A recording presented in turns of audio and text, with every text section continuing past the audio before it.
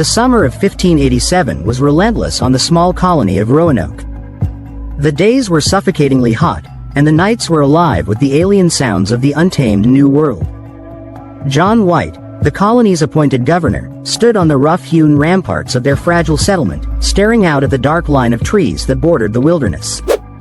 Beyond that line, secrets loomed, whispers carried on the wind, promises of prosperity, and warnings of peril. The colonists had arrived with dreams of building a new life, a foothold for England in the Americas. Over 100 souls had made the journey, families with their children, hardened laborers, and craftsmen. But as the months dragged on, it became clear that the land was reluctant to yield its bounty. The soil was stubborn, water sources were sparse, and tensions with the indigenous tribes simmered just beneath the surface. One evening, a small group of men returned from a hunting expedition.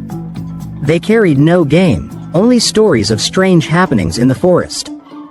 "We heard them," one hunter stammered, his face pale, his hands shaking as if from a fever. "Voices, speaking no tongue I've ever heard." The other men nodded grimly, refusing to elaborate. A chilling fear spread through the colony, seeping into the marrow of its people. Whispers of strange lights seen in the woods, unnatural noises in the dead of night, and shadows that moved where none should be began to circulate. A desperate decision as supplies dwindled, John White was faced with a grim choice. He would return to England to petition for aid, leaving the colony under the care of Ananias Dare, his son-in-law, and his daughter, Eleanor. The promise he made was simple: he would return as swiftly as possible, no more than 3 months. Before he departed, White gathered the colonists and instructed them to leave a sign if they were forced to move. They were to carve a cross into a tree if they left under duress or the name of their destination otherwise. "I swear to you all, I will return," White said, though the hollowness in his voice betrayed the uncertainty he dared not acknowledge. As his ship disappeared over the horizon, the colony stood on the edge of two worlds: the familiarity of English order and the wild, unknowable forces of this new land. The encroaching darkness days turned to weeks, and weeks to months. White's promised return never came.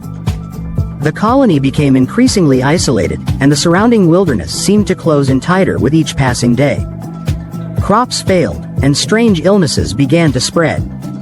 Ananias Dare tried to maintain order, but the colonists were gripped by a gnawing sense of doom. Some whispered that the land itself rejected them.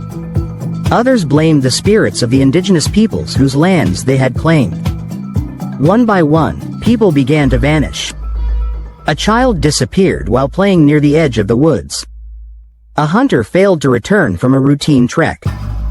The colonists searched, their shouts echoing through the dense trees, but found no trace. "They're being taken," an elderly woman hissed during one of the frantic meetings. Her eyes glinted with a wild fear. "The spirits of this land do not want us here. They're calling us into the shadows." The colonists dismissed her words as the ramblings of an old woman, but the unease grew. The nights became unbearable, with strange howls and cries carrying through the air. Lights danced in the distance, flickering like spectral lanterns, drawing those who watched too long into trances. The turning point one night, Eleanor Dare awoke to the sound of her infant daughter, Virginia, crying. Rising from her cot, she noticed an unusual glow filtering through the cracks of the wooden walls. She stepped outside and froze. The entire forest seemed ablaze with a pale, ghostly light.